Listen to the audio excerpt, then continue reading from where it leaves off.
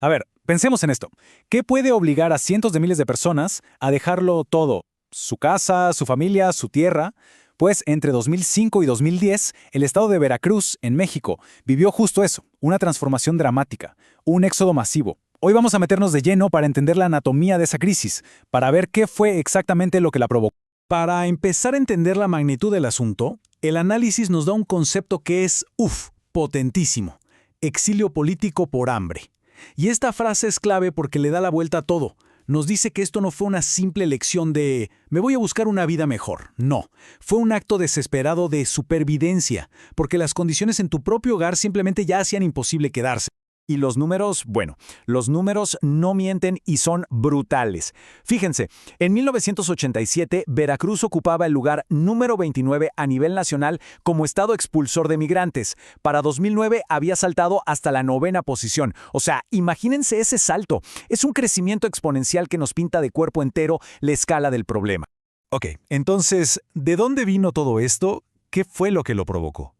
Para entender el éxodo tenemos que escarbar un poco más profundo, en las raíces históricas y económicas que lo alimentaron durante años.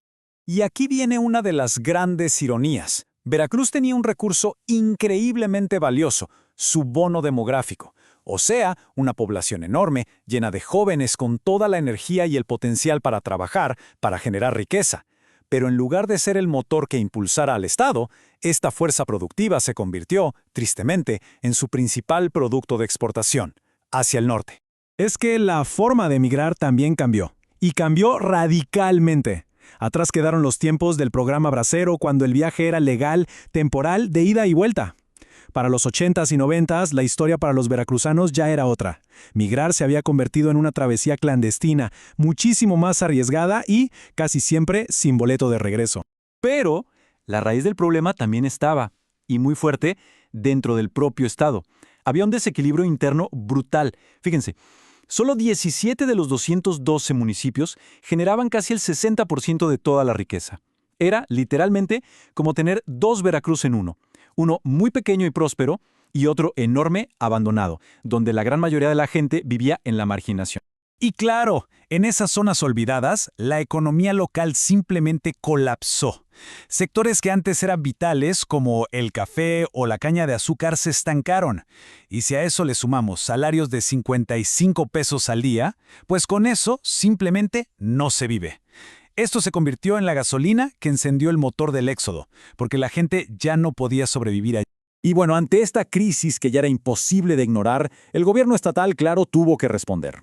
Lanzó un plan oficial con una serie de programas que, en teoría, estaban diseñados para atacar el problema de raíz. Vamos a ver en qué consistía.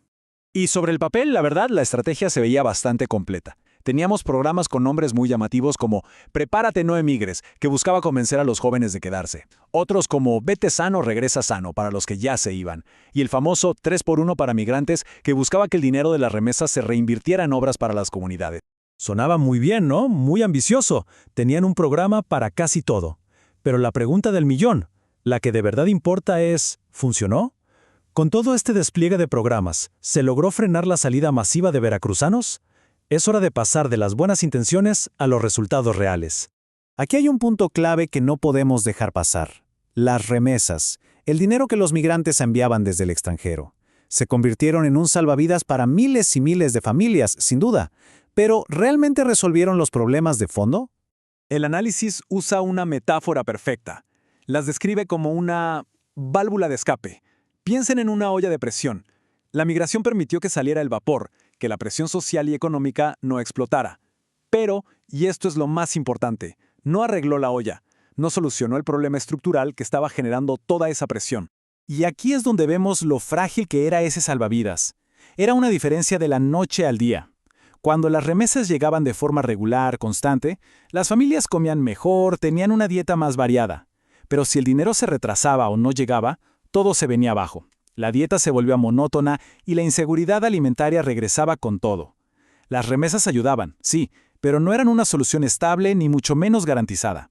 Muy bien, ya vimos las causas, el contexto y las supuestas soluciones. Ahora sí, llegó la hora del veredicto. ¿Cuál fue el resultado real, tangible, de todas las políticas del gobierno durante ese sexenio?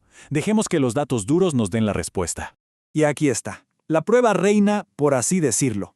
Lejos, lejísimos de disminuir, la tasa de migración en Veracruz creció, y creció significativamente durante todo el periodo de intervención gubernamental. Los números no mienten. Pasó de un 11.8% en 2005 a un alarmante 18.1% en 2010. Ante esta evidencia, el autor del análisis no se anda con rodeos. Su conclusión es directa, es tajante y no deja lugar a ninguna duda. El plan de 6 años del gobierno fue, en sus propias palabras, un fracaso rotundo.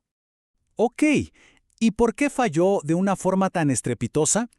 El análisis apunta a varias fallas críticas. Primero, el diagnóstico fue superficial. Se enfocaron solo en lo económico e ignoraron las profundas raíces sociales del problema. Segundo, los programas eran como parches aislados, sin conexión real entre ellos. Peor aún, los clubes de migrantes se usaron más como herramientas políticas que como verdaderos socios para el desarrollo, y al final, los proyectos productivos eran tan pequeños que simplemente no tenían la escala necesaria para detener la hemorragia de jóvenes que se iban. Al final, la historia de Veracruz en esa década nos obliga a hacer una pregunta fundamental, una que resuena hasta hoy. Si las políticas públicas fallan en su tarea más básica, que es crear oportunidades y salarios dignos en casa, ¿es el exilio la única alternativa real que le queda a la gente para poder sobrevivir?